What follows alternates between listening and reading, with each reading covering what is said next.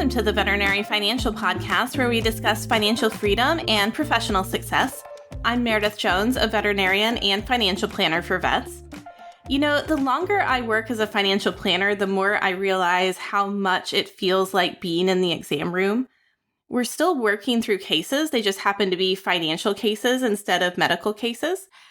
We ask questions, gather information, make a plan, and check back in to see how things are going. In this episode, I'll be walking through the ways that financial planning and vet med overlap. As veterinarians, we're used to approaching problems methodically, and financial planning can be approached in a similar way. So let's start with the big picture. As veterinarians, we work through medical cases. We identify the problem, gather some data and other information, and come up with a treatment plan. As financial planners, it's really no different. We're working through financial cases. We still have to figure out what's going on, collect the right information, and design a plan to move forward. In team settings, we often use the same language. So one financial planner might say to another, "Hey, I have a case I'd like to run through with you," or "I'd like a second opinion on this." So it's interesting to see some of the same language used as what we use in vet med. The last firm I worked with, we had a case study meeting, for example, where we would present a case and ask how the other planners in the room would approach a particular problem. We might talk about how best to unravel an IRA that has pre-tax and post-tax money in it, or how to explain to a client that they were unfortunately unlikely to reach their next financial goal with their current income and spending habits. And it's similar to veterinarians in medical rounds or one-on-one conversations, doctor to doctor, talking about how they would treat a patient or how they would deliver bad news to a client. And so in both settings, the veterinarian or financial planner is managing the case and guiding the process and helping clients understand their options. And of course, the first step in any case is taking a good history. One of the most important parts of vet med is taking a good history. We ask lots of questions, we listen carefully, and really try to understand the client's concerns.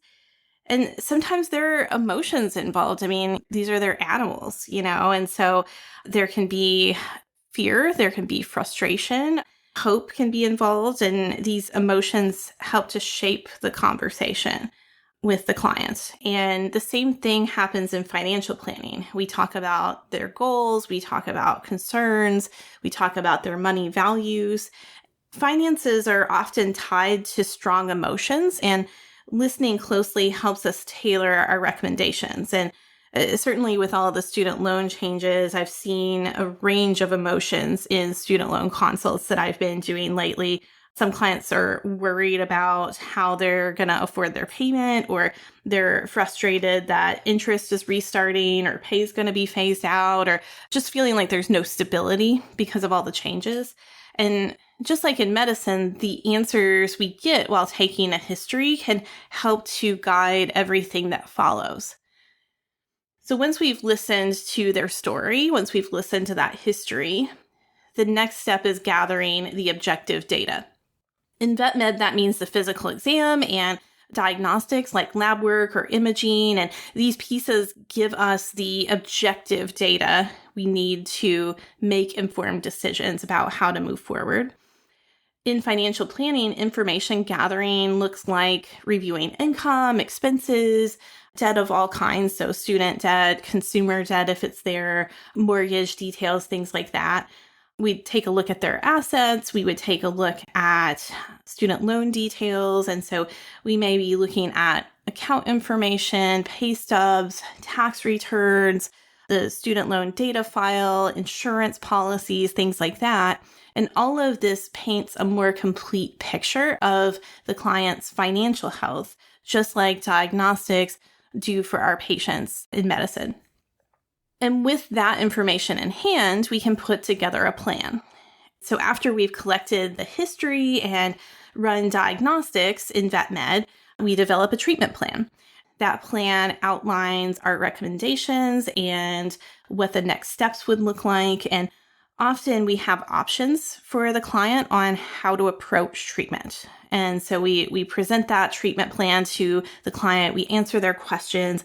They may decide on plan A or plan B, and we get their consent before moving forward.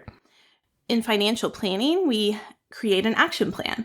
That might include steps for debt repayment, recommendations for investments, retirement accounts, insurance, or strategies for savings.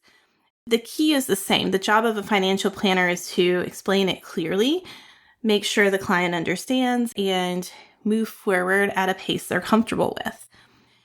And of course, the plan is never the end of the story. We also have to follow up. Just like with a treatment plan, you're going to want to see that patient back and find out how things are going. So we do rechecks, progress exams, follow-up diagnostics to make sure the patient's improving and adjust the plan if needed. So that's how it works in vet med. Financial planning works the same way. We do quarterly check-ins or semi-annual check-ins to see what's working, what's changed, and whether we need to adjust. So just like with patients, ongoing monitoring is essential with a financial plan. That's where my background as a vet helps to bridge the gap. So for me, having lived in both worlds, both the vet med world and the financial world, it helps to just make it easier to explain financial concepts to veterinarians. I can take something that might sound abstract or intimidating and connect it to a process we already know from the inside out. My hope is that my shared experience as a vet working with veterinarians on financial planning is that it helps make my financial advice more relatable, less overwhelming, and a lot more approachable. Just like in the clinic, financial planning is about listening, gathering information, making a plan, and checking back in. If you consider how we can approach your finances in the same way you'd approach a medical case, it can help that process to feel a lot less overwhelming. So if you'd like to explore what that looks like for you and see how financial planning can support your goals, visit allvetfinancial.com. Click the Book Now button to schedule a free intro call. Until next time, take care and continue your path to financial success. This podcast is for informational and educational purposes only and should not be considered individualized financial advice. If a specific investment is mentioned, it should not be considered a recommendation or endorsement to buy or sell the investment.